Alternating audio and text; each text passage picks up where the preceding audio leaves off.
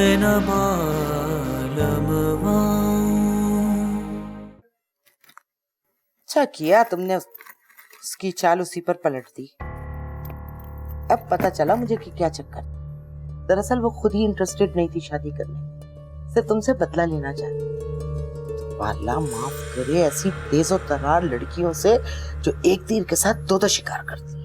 और नहीं तो क्या अम्मी, मैं तो कहती हूँ आने दें उसे इस घर में, और आपको कतन घबराने की जरूरत नहीं है।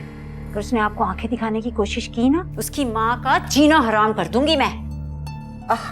अब ये देखो देखो, ये झूमर मेरी बहू के माथे पर कैसे लगे। ये अल्लाह बख्शे, ये तुम्हारी दादी मरहूमा ने मुझे पहनाते वक्त कहा था कि ये उनके पोते की दुल्हन पहनेगी। अरे अम्मा, ये तो वो जेवर नहीं लग रहा जो तुमने अपनी शादी की तस्वीरों में पहना। तुझे कैसे पता चला? वो इतनी धुंधली तस्वीर है, उसमें तुझे ये जेवर का डिजाइन कैसे नजर आ गया? तुझे ना हर बात पे एतराज करने की आदत पड़ गई है असल में। नहीं अम्मा नहीं, जेवर के बारे में मेरी नजरें धोखा नहीं खा सकती। अरे इसका वजन और इसकी हालत देखकर तो ऐसा लग रहा है ये पीतल का जेवर है।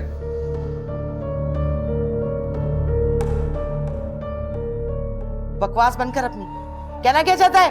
कहना नहीं चाहता, साफ कह रहा हूं, अगर मेरी बीवी का किसी ने हक मारने की कोशिश की ना तो अच्छा नहीं होगा। अरे ये मामूली सा जेवर तुम मेरी बीवी को भरी में दे रहे हो? एहसान मत करो मुझ पर, बहुत बहुत शुक्रिया। अपनी बेटी को तो जेवर में लाद के रख दिया और मेरी बीवी के लिए ये मिला था पीतल का जेवर। देख रही हैं अम्मी कैसे चढ़ाई कर रही है हम पर। अभी इसकी होने वाली बीवी इस घर में आई नहीं है तो इसका ये हाल है। एक दफा वो इस घर में आ जाएगी तो क्या करेगा ये हमारे साथ? बताता हूँ क्या करूंगा, उसका हक खाने नहीं दूंगा, समझ आई? देख रही हैं अम्मी, कुछ ज्यादा जबान चलने लग गई है इसकी।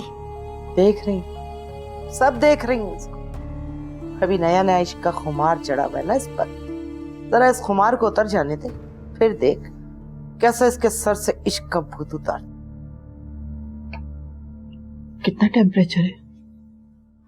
बुखार तो बहुत है अम्मी, दवाई के बाद भी बुखार नहीं उतरा। हैरत है, डॉक्टर को बुलाना पड़ेगा अम्मी। क्या होगा? मैं तो समझी थी शायद थकावट की वजह से, या इन्होंने सुबह से कुछ नहीं खाया इस वजह से बुखार हो गया है। मैंने हल्की सी पेन किलर दे दी थी। क्या करें हम? मैं डॉक्टर को लेकर आती हूँ। अरे नहीं, तुम अकेले किस तरह जाओगी? वैसे ही शहर के हालात इतने खराब है, मैं तुम्हें अकेले नहीं जाने दूंगी। शहर के हालात कब ठीक रहते हैं अम्मी? और वैसे भी अब मैं पुरानी वाली अरीबा नहीं रही। लोगों के साथ बाहर किस तरह से बात करनी है और किस तरह से चलना है मुझे अच्छी तरह से पता। मैं आती हूँ डॉक्टर को लेकर। बेटा संभल के जाना। जी।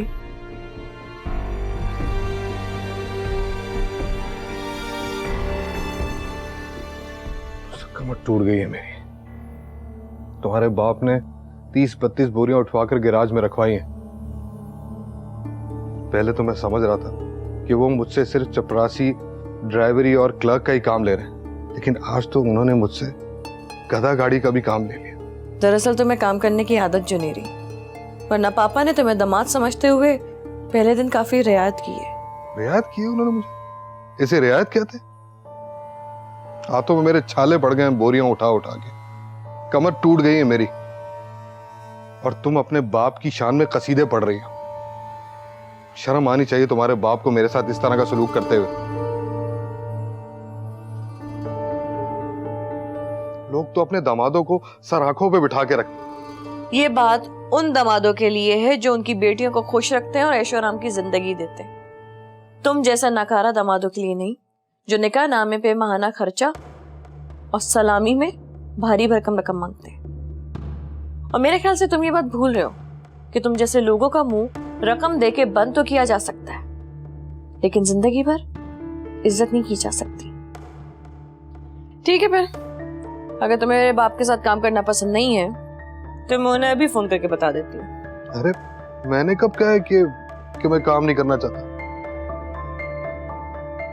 मैं तो बस वैसे ही क्या बात कर रहा था। क्या मैं अपनी बीवी के साथ दिल की बात भी नहीं कर सकता? इस पर भी पाबंदी है क्या?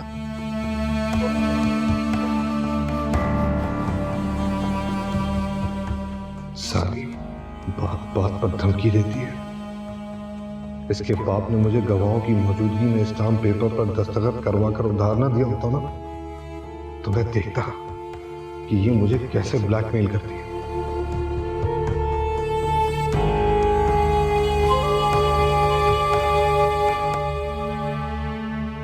मेरा ख्याल है इनका मुकम्मल चेकअप बहुत ज़रूरी है। कोई परेशानी की बात तो नहीं है डॉक्टर साहब? अभी तो कुछ नहीं कह सकता। मैं कुछ टेस्ट लिख देता हूँ, उनकी रिपोर्ट आने के बाद ही पता चलेगा कि इनको बुखार किस वजह से है। वैसे मेरे ख्याल में अगर आप इनको कुछ दिन हॉस्पिटल में एडमिट करवा दें तो ज़्यादा बेहतर होगा। हॉस्पिटल में?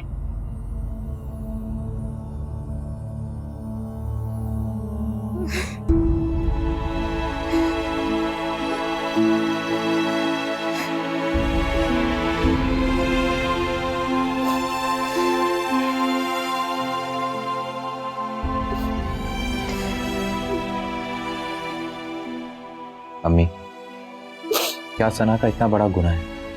हम उसकी जुदाई पर खुल के भी नहीं रो सकते? क्या ये अच्छा नहीं है? आप सना के लिए आंसू बहा, इसके बजाय आप उसे गले लगाकर रो। ये बात नहीं है बेटा, तुम तो जानते हो सना की शादी किन हालात में हो रही है। मैं नहीं चाहती कि अपने दुख का इजहार उसके सामने करके उसे कमजोर कर। उसके नसीब में शायद यही लिखा था। वैसे भी कहते हैं ना कि किस्मत का लिखा जो कबूल नहीं करता वो सारी उम्र इसी तरह पछताता रहता है।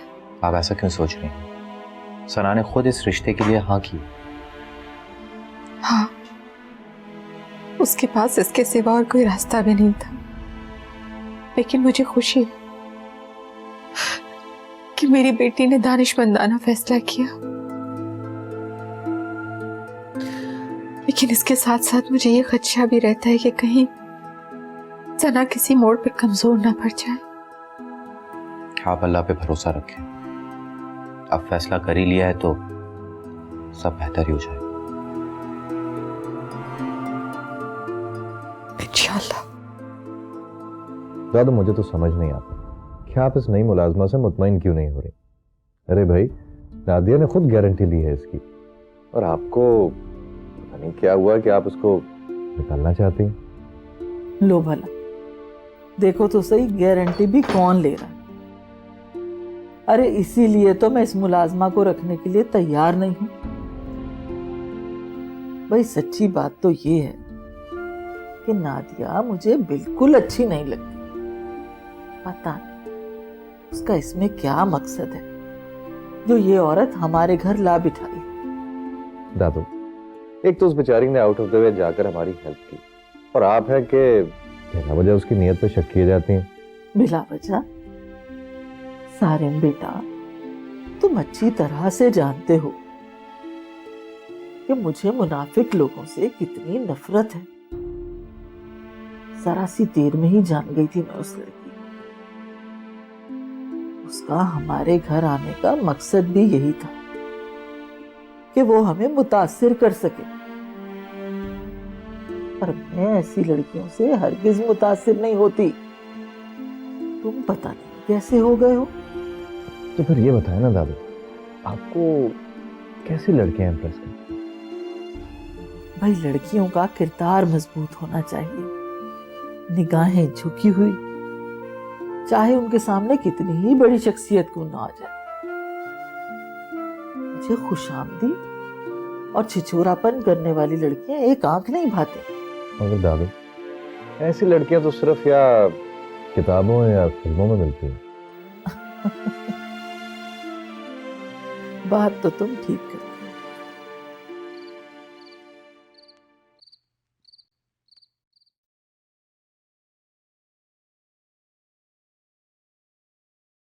भाई लड़कियों का किरदार मजबूत होना चाहिए, आंखें झुकी हुई हों, उनके सामने चाहे कितनी ही बड़ी शख्सियत क्यों ना आ जाए। मुझे खुशामदी और छिछोरापन करने वाली लड़कियां एक आंख नहीं भाते।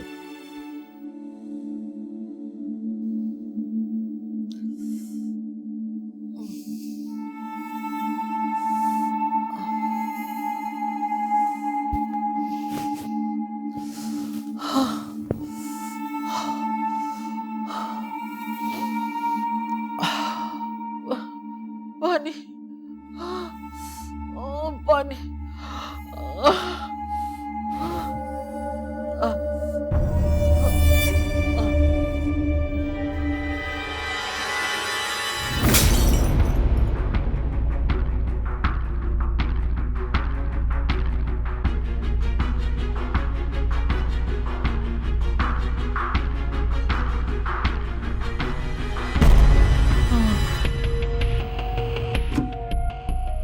दादी,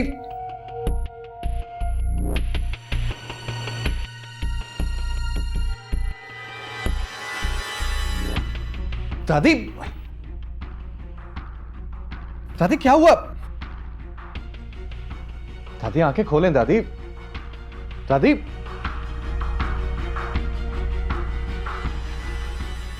क्या हुआ रिबा? कैसी है तुम्हारे अब्बू की तबीयत? और डॉक्टर क्या कह रहे हैं? मत करें, सब खैरियत है। बुखार की शिद्दत की वजह से अब्बू को नोट की में डॉक्टर ने कहा है कि अब्बू को मलेरिया हुआ है। या अल्लाह खैर। परेशान मत हो अम्मी, ठीक हो जाएंगे अब्बू। अच्छा अब यहाँ पर है, मैं अब्बू की दवाइयाँ लेकर आती हूँ। अब ये लो, पैसे तो लेके जाओ। ये बस काफ़ी है, मैं आती हूँ।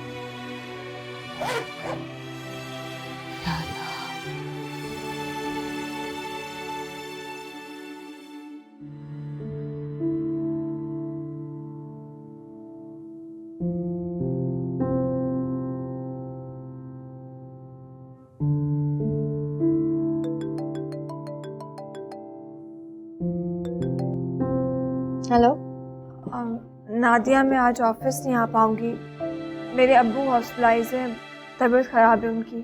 तुम प्लीज़ सर को बता देना। अच्छा चलो, डोंट वरी, मैं बता दूँगी। तुम अपने अब्बू का ख्याल रखो। Thank you so much. अल्लाह हाफिज़। ओके।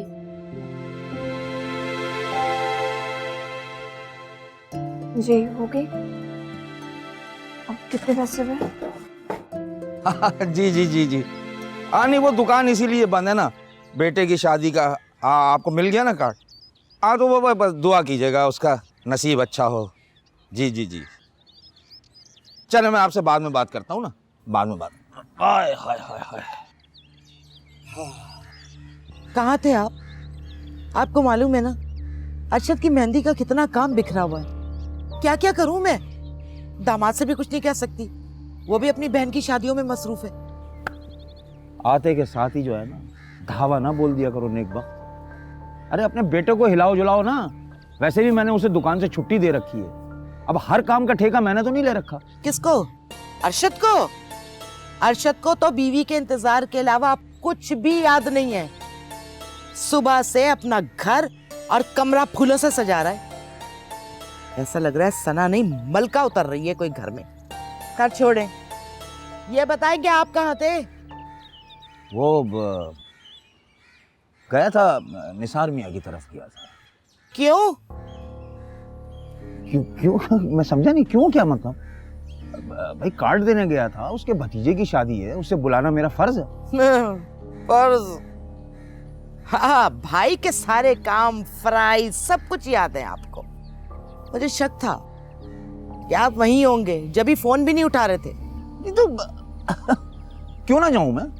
मेरा भाई है, मेरी मर्जी है, मैं जाऊं ना जाऊं। और छुप के नहीं जाना है मुझे, मैं किसी से डरता वरता नहीं हूं। जहां तक फोन उठाने की बात है तो जाहिर बात है हॉस्पिटल में तो मैं फोन नहीं उठा सकता था। हॉस्पिटल? हाँ, वो निसार मियाँ दाखिल हैं, 2 दिन हो गए। बुखार जो है वो सर पे चढ़ गया, जो डॉक्टर्स कह रहे हैं। तो जाहिर बात है कि वो परेशानी के 2 दिन से नीम बेहोश हैं। वो नसरीन और अरीबा बेचारी, उन्होंने दाखिल किया था। इसका मतलब ये है कि उन लोगों का शादी में आना मुमकिन नहीं है। चलो ये अच्छा हुआ। नहीं, तुम्हारा क्या जाता है भाई? तुम्हारा क्या जाता है अगर मेरा भाई अपने बीवी बच्चों के साथ शादी में शरीक हो, मेरी खुशी में शरीक हो? पड़ता है फर्क, मुझे फर्क पड़ता है। अरीबा अपना तो घर बसा नहीं सकी, अगर खुदा ना खास्ता मेरी बच्ची के बसे बसाए घर पे अपनी गंदी नजर डाल दी तो? खुदा का खौफ, इतनी छोटी सी सोच है तुम्हारी। अगर अपनी बेटी के घर की इतनी फिक्र है ना तो उसे उसके हाल पे छोड़ दो। और हाँ, एक बात मेरी कान खोल के सुन लो, मुझे पूरा यकीन है कि उसका बसा बसाया घर अरीबा की नजरों से नहीं जाएगा। तुम्हारी बेजा मदाखलत और बेवकूफाना मशवरों की वजह से उसको खतरा है, याद रख। चलो जाओ जाओ, मुंह धो, काला हो रहा है, जाओ चल।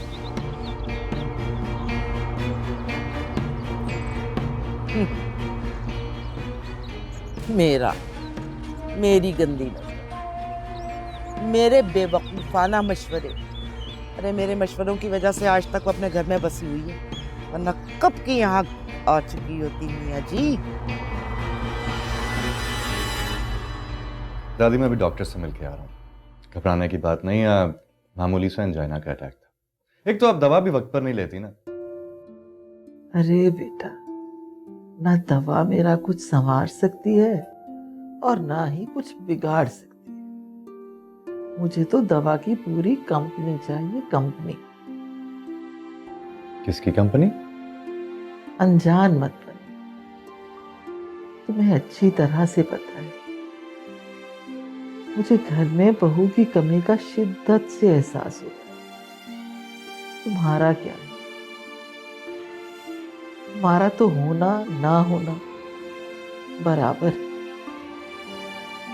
अभी थोड़ी देर में मुझे 2-4 तसल्लियां दोगे और बस चले जाओगे। तो आप नाराज क्यों रहते हैं? आपको तो खुश होना चाहिए ना। देखिए मैं बाहर इतनी अच्छी नौकरी छोड़कर यहाँ वापस आया डैड का बिजनेस संभालने ताकि आपके पास रह सकूं। एक्सक्यूज मी दादी। लो, आ गया तुम्हारे ऑफिस से बुलावा। जी मिस नादिया, क्या कह रही थी मिस अरीबा? सर वो बस उसने बोला कि उसके घर में कोई फैमिली फंक्शन है तो वो चंद दिन के लिए ऑफिस नहीं आ सकेगी। फैमिली में फंक्शन है, घर पर तो नहीं। इतने दिन की छुट्टियां क्या जवाब बनता है उनका? हाई तो रिस्पॉन्सिबल एटीट्यूड है उनका।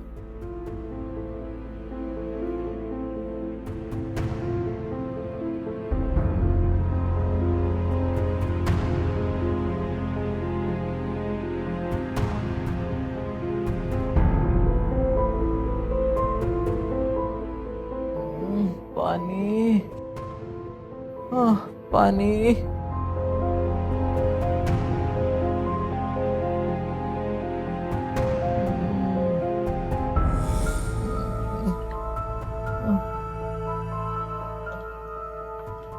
तुम कौन हो?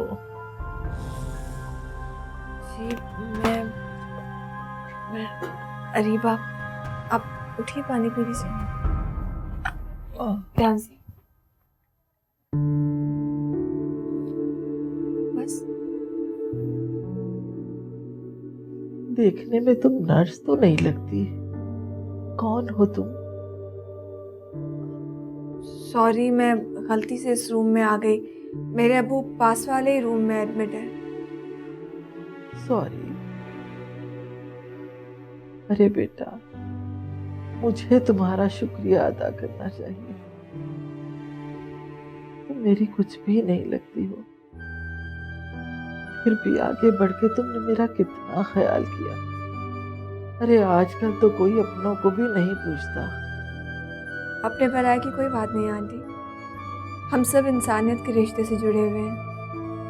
आप बुजुर्ग हैं और आपकी मदद करना मेरा फर्ज। मेरे अबू 7 वाले रूम में एडमिट हैं। आपको अगर मेरी ज़रूरत हो तो आप मुझे बता दीजिएगा। मैं अब चलती हूँ। बेटा मेरी बात सुनो।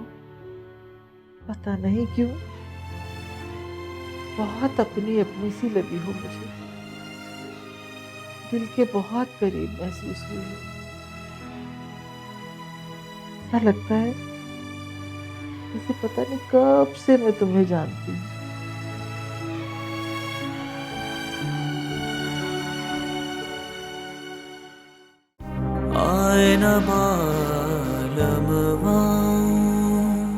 मुझे अपनी सैलरी एडवांस में चाहिए थी। क्यों? अबू हॉस्पिटल में, तो मेडिसिन के लिए मुझे पैसे चाहिए थे। तो मुझे झूठे बहानों से सख्त नफरत। तनख्वाह एडवांस चाहिए थी तो सिर्फ कह देती, झूठे बहाने बनाने की कोई जरूरत नहीं। हाँ हाँ, सब जानती हूँ मैं, बल्कि मैं तो क्या पूरा शहर जानता है कि कितने खानदानी हो तुम लोग। और कुछ नहीं तो अपने बेटे को इस्तेमाल करके ही कमा लिया। हर रिश्ते और हर ताल्लुक के दाम लगाना तो कोई तुम जैसी औरतों से सीखे। आज रात में मेरा निकाह है, मेरी बारात आने वाली है। मैं चाहती हूँ आप हक मेहर मेरी मर्जी का रखवाएं। क्या मर्जी? तुम क्या चाहती हो? 10 लाख।